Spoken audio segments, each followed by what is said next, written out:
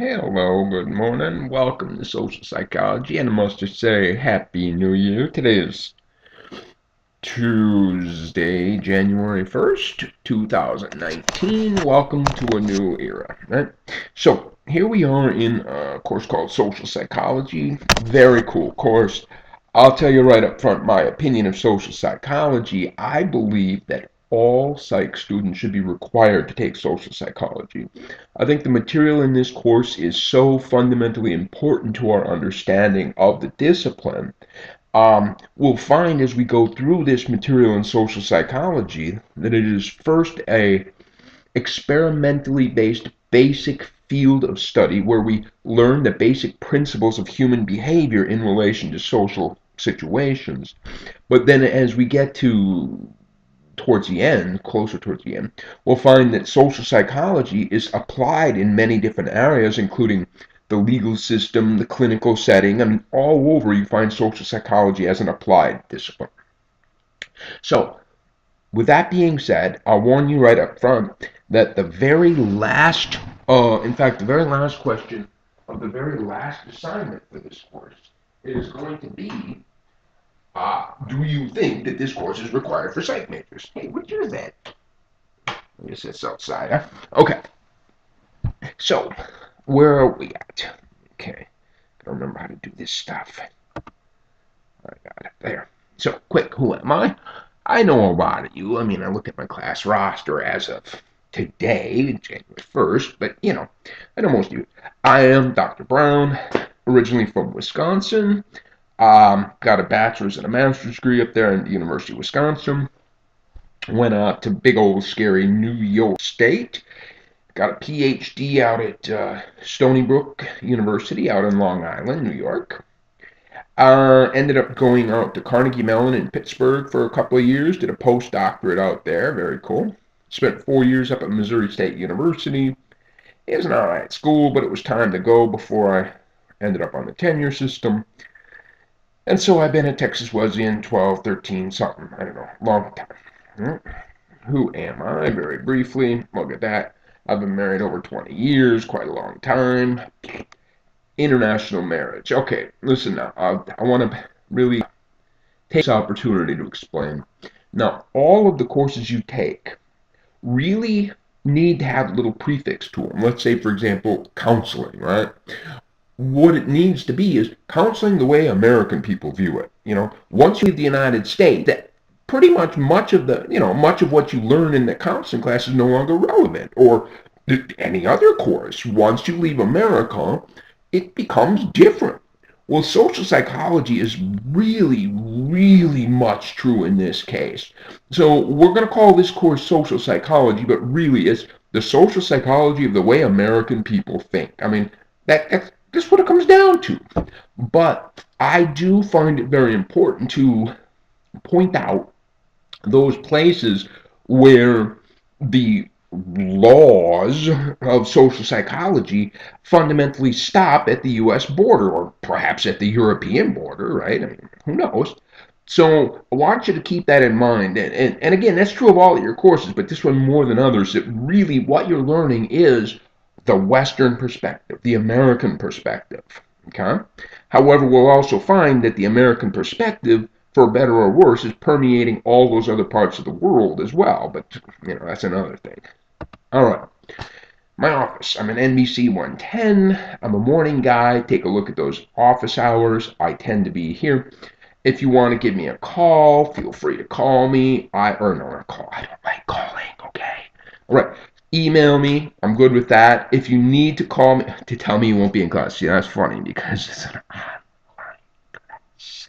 Anyway, very funny, but I don't respond to phone, and it's just, I'm sorry, it's unprofessional for me to call you at home. It's like the opening of a lawsuit. I don't know. Don't touch that. So email is by far the best way to get a hold of me if you need to, or in person, obviously.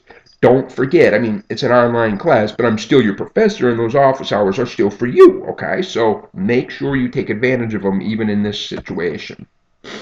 When I communicate with you, I'm going to send through Ramlink. Whatever your email is, your name at txwest.edu. You are responsible. I mean, it's literally written in the student handbook, okay? And if I send a message to you in Ramlink, you now have it.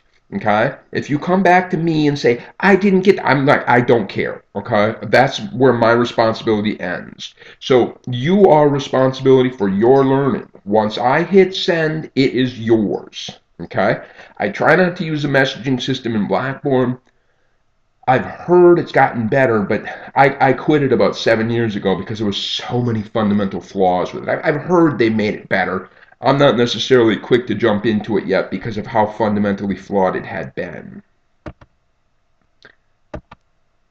Course description. All right, here it is. Quote, all right, I guess this is from the undergraduate catalog. An introduction to the basic principles of social cognition, social influence, and social behavior. Okay. We'll talk about this in more detail, I believe, in the first lecture. But in the sociology department, they have a course called social psychology, and social psychology in a sociology department is basically the behavior of groups of people. Whereas in psychology, it's the behavior of the individual and how it changes because of the presence of others, something like that. And so we would be like, here's this kind of creepy but very good example.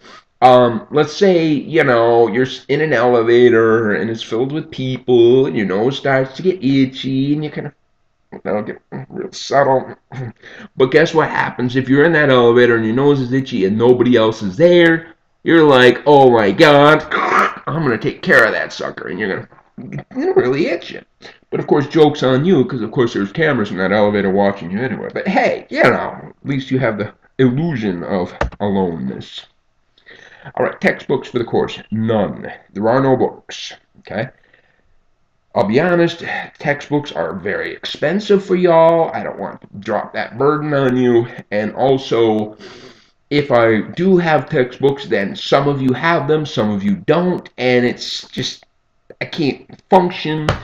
But there is a lot of other course material. There really is. If you take a look in Blackboard, I've got everything up there organized very nicely.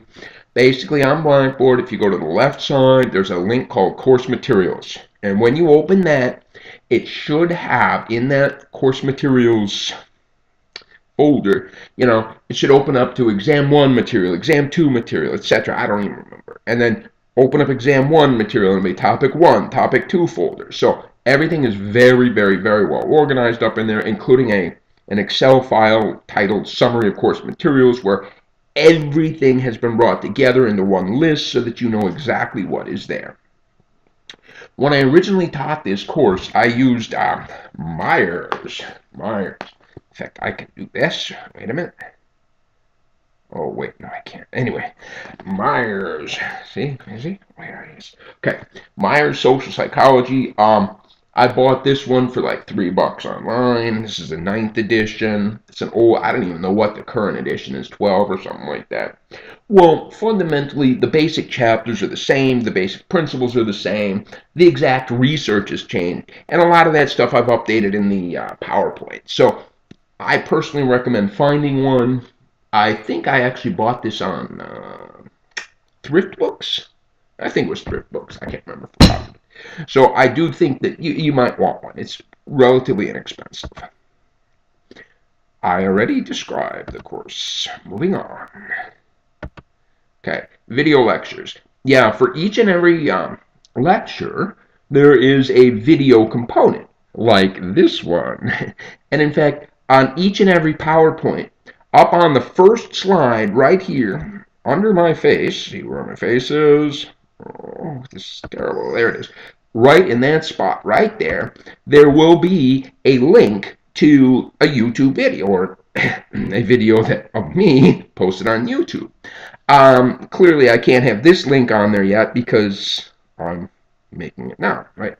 So anyway, they'll all have videos and they'll all be right there on that link, right, for you, okay?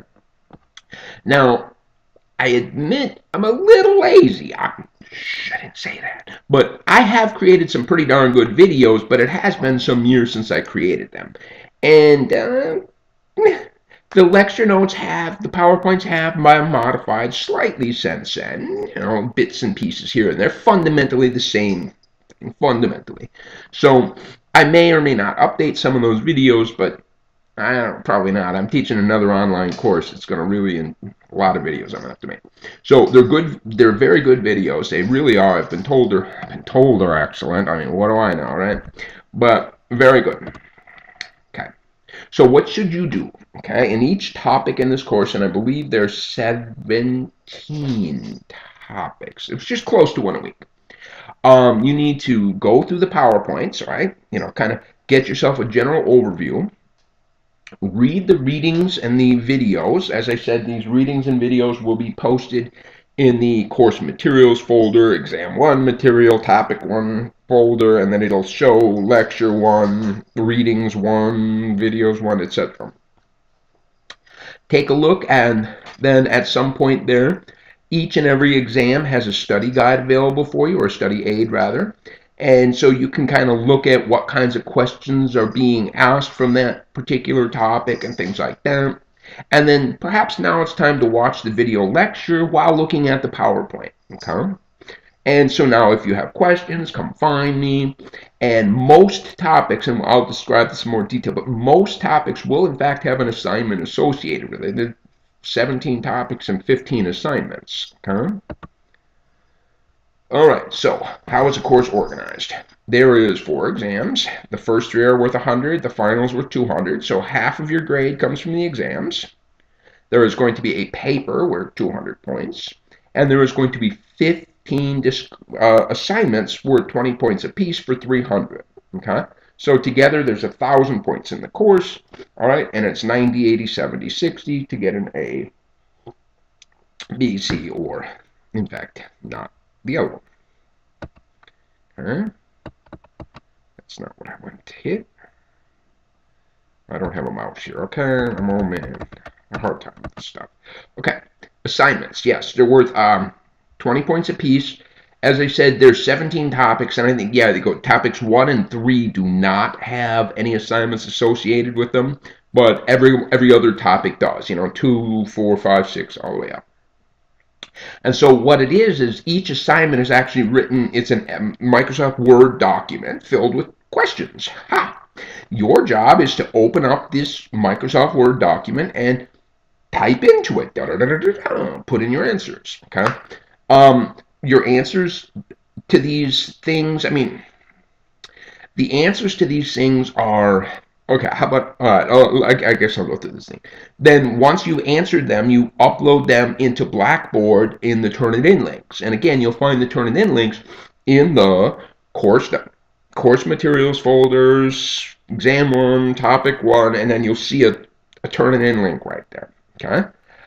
Starting on the 31st of January, you're going to pretty much find one due every single Thursday night by midnight. Every Thursday night.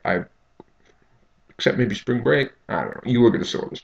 Except topic 15, which happens to be a Tuesday, but otherwise, all of them are Thursday. You can pretty well bank on that. Okay? So I can't tell you. You guys are upper level students. You gotta have upper level thinking, right? But if you're like trying to answer some of these questions with like 4 words, you're gonna fail. It's gonna suck. I don't want to deal with that. Okay? So I put up a sample up there of a, quote, good assignment, okay? Somebody in the past that has taken this course and has put together a very thoughtful answer there. And so these answers need to be a combination of facts and opinions, right? That's kind of what a critical thinker does, right? You ingest the facts, you look at the facts, you think about the facts, you come to an opinion as to what you believe the facts state. It's pretty straightforward. So I can't tell you how long, but none of it. I tried very hard to make it possible. But if you read one of the questions and it's possible to answer yes or no to it, that's wrong. You might say, I agree with this because, and then go on to a long answer. So yes and no is never the answer. Okay, that is clearly how you get a poor grade. Okay. All right.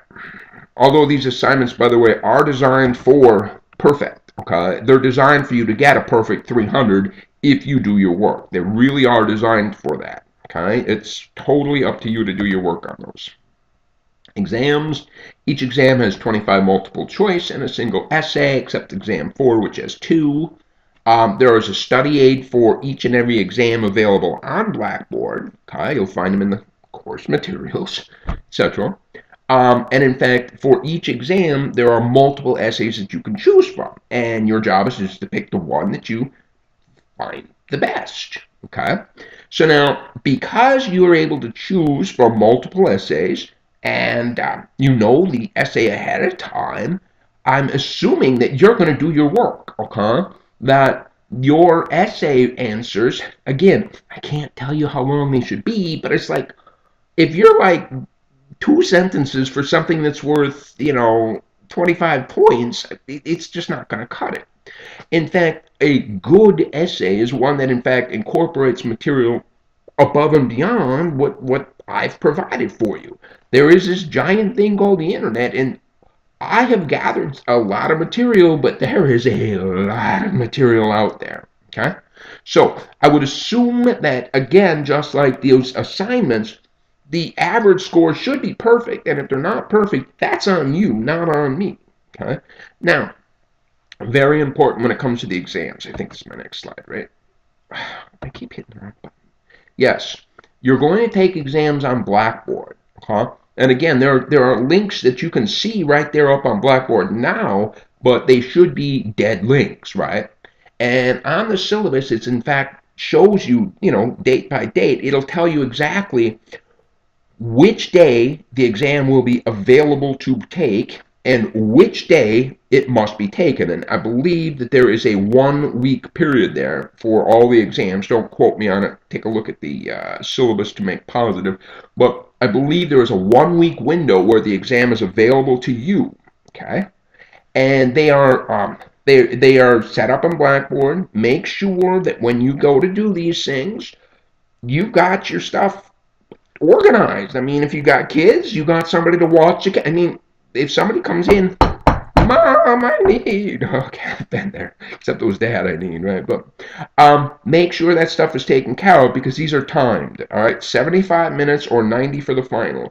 After 75 minutes, they're going to just lock. They're going to close. You're done. I mean, just like in a regular class, at the end of the class period, time is up, right? You can't just like leave and walk away and okay?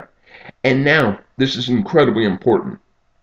This, you are on your honor here. This is, you do not pull, when you sit down to this computer, your exam needs to be as similar to a classroom as possible. You have prepared ahead of time, you've got yourself organized, you sit down, nothing but the computer. Okay, you've got 75 minutes. If you haven't done your work ahead of time, good luck looking up the answers and getting them in that 75-minute period. You're going to run out of time. It isn't going to happen. You cannot use anything other than your brain when it comes to the exam. The essays. Now, if you want to type them out ahead of time and fine, but guess what? You cannot copy and paste these things. You can't do it. No. When you sit down to do your exam, you cannot look at what you have written. Just like in a classroom, nothing. Okay? You cannot. It is just you will know if you did, okay? I mean, I will know too. Trust me, there's ways to know if you have. I just don't do it. It's on you. Okay? There's going to be a paper in this course. The paper, it's again, there's a handout describing it up on Blackboard in quite a bit of detail, including the grading rubric. Okay, there's a long description of the rubric. So it's pretty open. It's like whatever you want to do, whatever would interest you, as long as social psychology.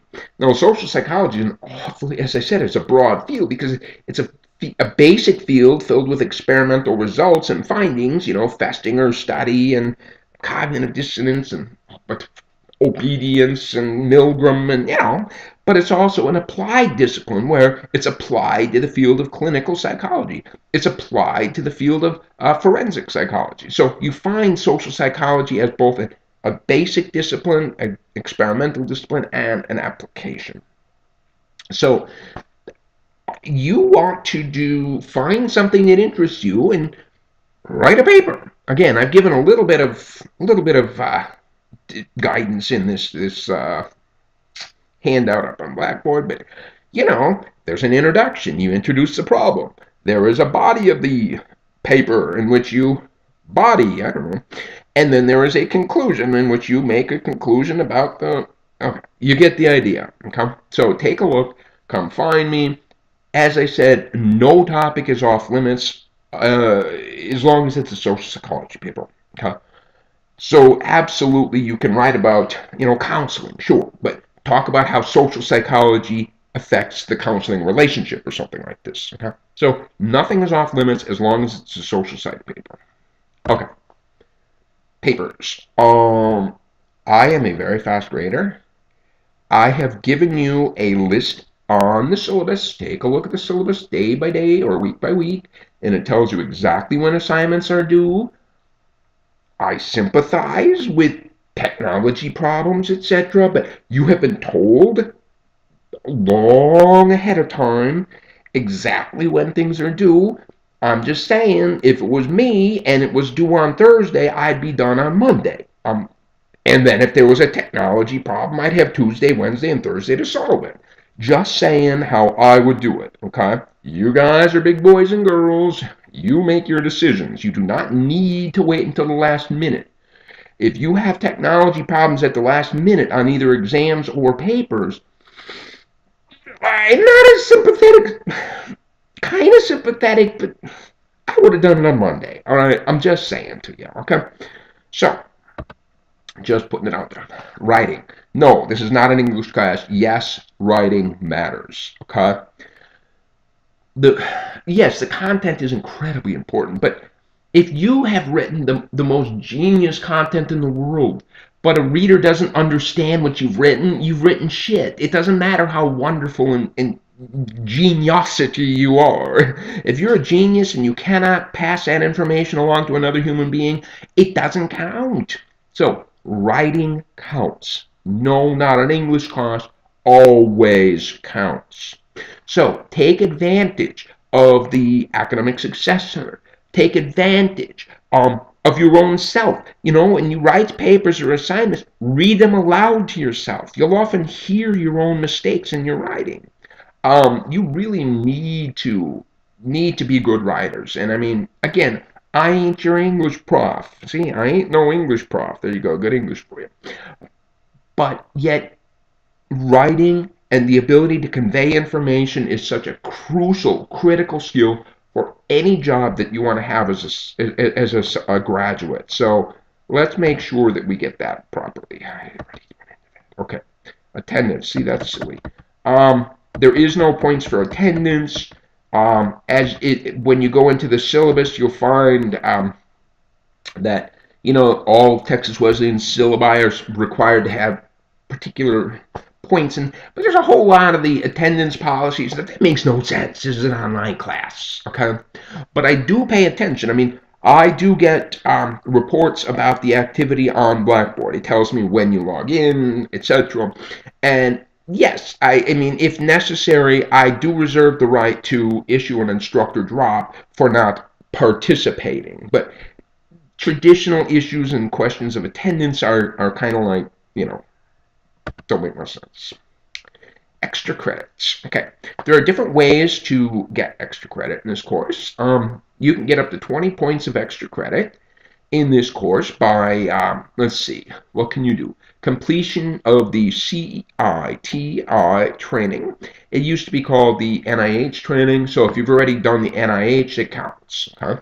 So if you've done the NIH in the past, or a couple of people have done the CITI training, that's worth 5 points. It's an ethical. It's a little shot of ethics. I think that research ethics as a whole in the department they don't get a lot of play. So the city training is a little ethical training program that you can do, 5 points, and it works for all my courses, by the way.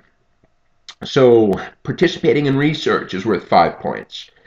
Doing maximize your majors are worth 5 points. But this research and maximize your major stuff, you can't double dip. Okay? If you participate in research, you can get credit in one course, okay? Just one time per. If you do 3 research opportunities, there's 3 opportunities for extra credit. But each one can only be submitted. I mean, you can't submit it to me and Dr. Pugh or something, all right? You just can't. So, one each. But yeah, you can do in this course, you could do 3 research. If you did 3 separate research, 3 separate times, you could get extra credit. But, all right? If the class participation rate on the IDEA, the end of course evaluation, at some point you're going to get a little link. It says click here, etc. And so this is above and beyond the previously mentioned extra credit. So we can go on and get even more. Hey, cheating, don't do it. In fact, there is a behavioral contract. It is due. Oh, I hope I got that date right. Sunday, the 20th of January at midnight. Okay? You need to somehow print this read the behavioral contract so you know what you walked into. But basically, the behavioral contract says, I will not cheat.